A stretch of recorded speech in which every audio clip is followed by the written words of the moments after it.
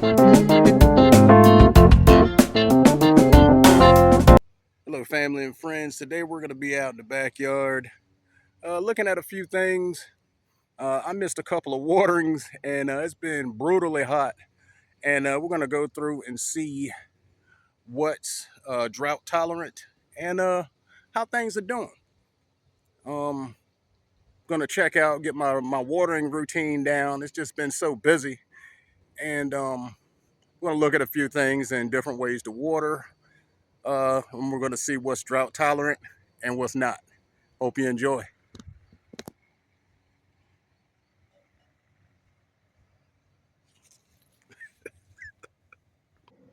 This sign is absolutely right because it is hot. It's up in the triple digits, and the feel like temperature and the heat, what do you call it? Whatever that thing is intense. The heat index. Oh my goodness. And this is our nearby nursery with a few plants in here and flowers that can handle the heat. We got our torch plants here with the vincas and the celosia intense. I did a video on that. You ought to check that out. It's pretty good. We have some subtle caladiums and the zinnias in a multitude of colors. Look at this one. I guess that's a magenta or something like that. Beautiful. We have the orange, the magenta, the white, the purple, the pink. There's still some a few flowers that are still hanging in there. We have some subtle caladiums here. We have a paint splatter caladium, some sun patience, more zinnias, and this heart to heart caladium is very eye catching with this deep red and green margin. And the puppy love are similar to those, but they're more pink. And the margin with the green on it is more like a ladder type of pattern that goes all the way around. And they have those red veins. Beautiful. Janice is tucking in some petunias in this urn planter. She's using the wave petunias and putting those completely around Dipladenia. Have the wave petunias in here with that Dipladenia, and that thing is just seriously blooming. Have white wave petunias on the other side, and we're just as we go along, we're doing a little maintenance. But the wave petunias, they're self-cleaning. When a good breeze comes through, the petals just fall off, and they just continue to bloom, bloom after bloom. These Dipladenias are doing the same. They're blooming just as well. Now we have an empty spot here on this urn planter. Now that bloom that I just showed you that was flat right there, that was one that's about to open. And you could tell the difference from the ones that are spent and ones that are about to open. Okay, right here, this one is spent. It looks mushy. And this is one that's about to open. You can see that it still has a lacy end to it. And this one here, once again, if they look, you can look at it. This looks like a balled up piece of wrapping paper.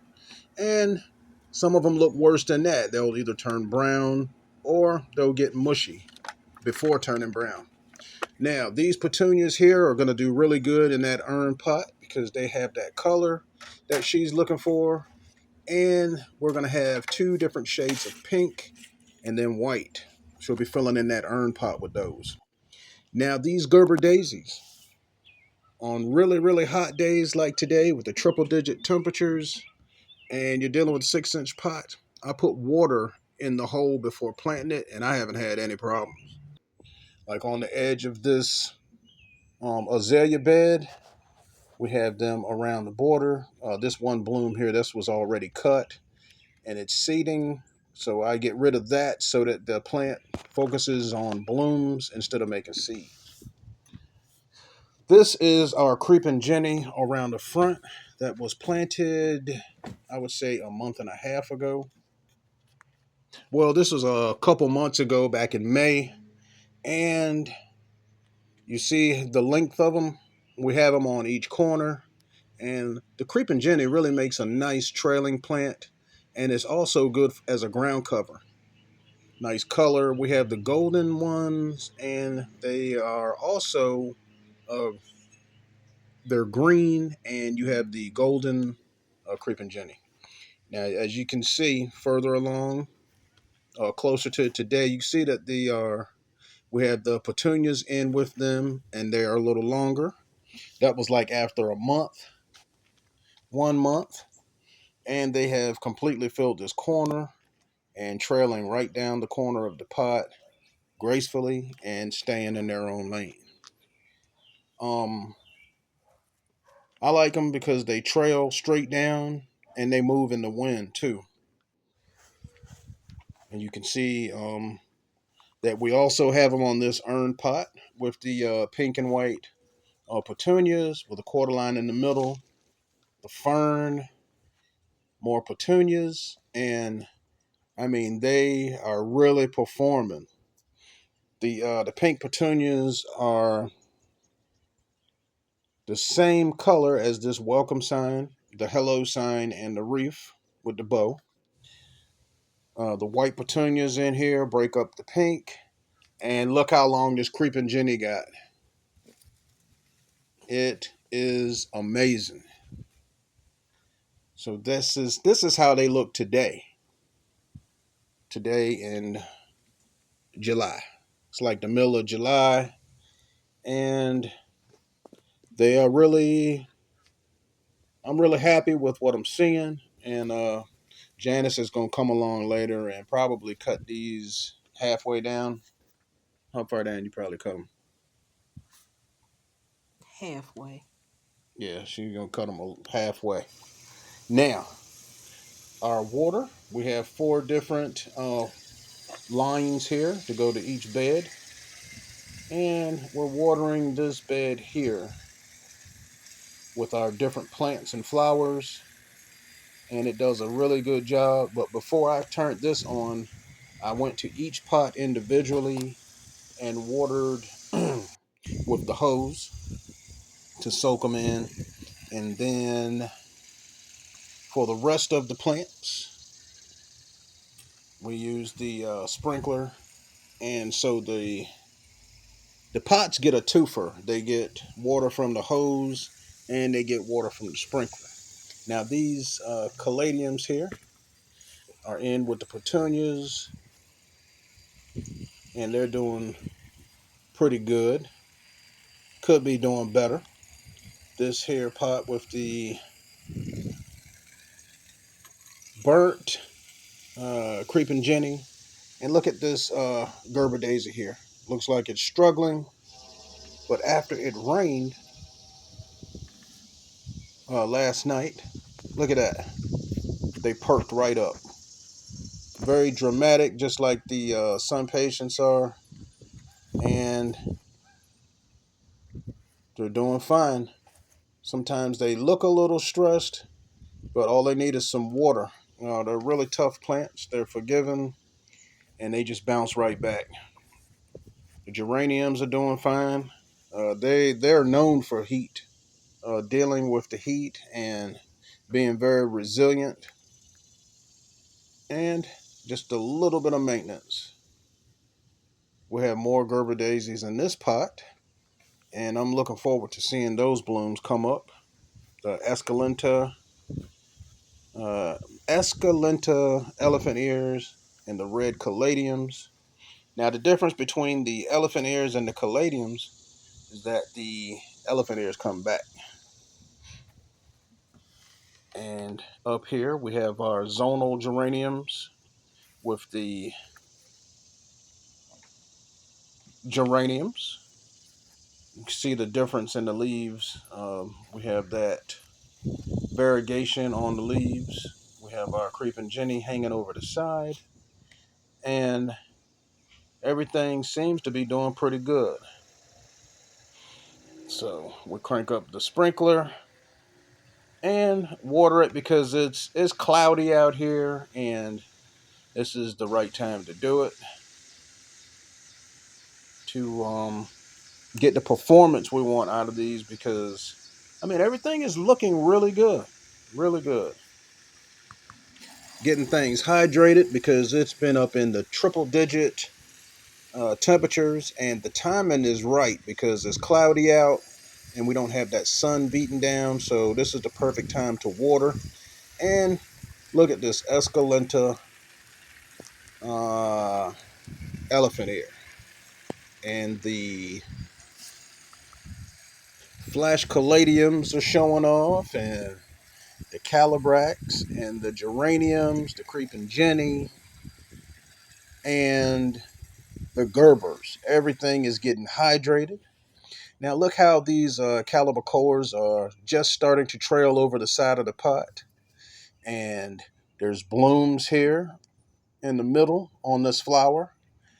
And you can see that there's a lot waiting to open up. That's their second flush of blooms. Now when we first planted them, the calibacores were tucked inside the pot. And we did some routine maintenance, and they just showed off. Now look at the soil in this pot. The Gerber daisies, excuse me, the geraniums and the creeping jenny are companion plants, and they require the same watering. See the soil here on this pot?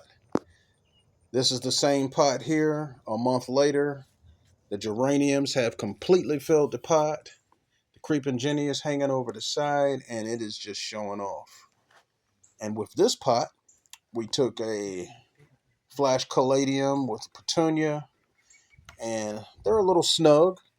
We're putting those in this pot here to have the trailing effect and some height. Now, this crepe myrtle with these beautiful blooms and these dark leaves is going to get a little TLC today. We're going to clean up the bottom. Look at these blooms. I mean, this is the fourth year for this tree. The second year, we didn't get any blooms at all, but it was healthy. It just didn't bloom. And now it's each year we're getting more and more blooms. We're going to clean up the bottom here and raise the canopy.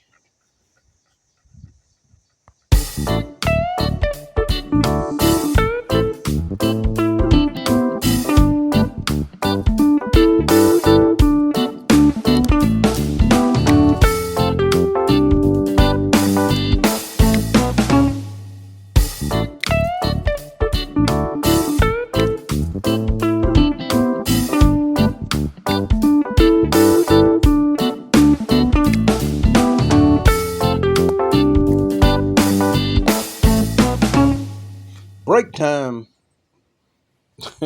We've been staying hydrated and have to be careful out here in these triple digit temperatures.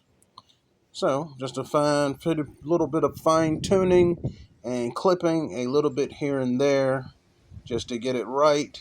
And not only does this look good, it encourages airflow through the tree. And we really like to raise canopies on the crepe myrtles because to us they look better, and it's just a clean look. This tree didn't bloom in the second year, and it's getting more and more blooms each year now. It's the fourth year, and we're looking forward to seeing these beautiful blooms every year. We have the umbrella out here, and we have a little shade while we're out here working. It's right next to the tree, and the timing is good because it's casting a shadow here, and we can take a little break and stay hydrated. Let's take a look at the Thailand giants. Over here, the Thailand giants, we have a couple of garden phlox with big blooms on top. And The Thailand Giant leaves are doing pretty good too. I have my hand here as a size reference. They're a little crispy around the edges, but they are gonna do fine. We have our crispy hydrangeas out here, and the Thailand Giant's still pushing out leaves. And the way this leaf looks, see how it's flopping back? It needs water, and they're definitely going to get water today. Plus, it's supposed to rain later on, so that's going to be a twofer. Like and subscribe.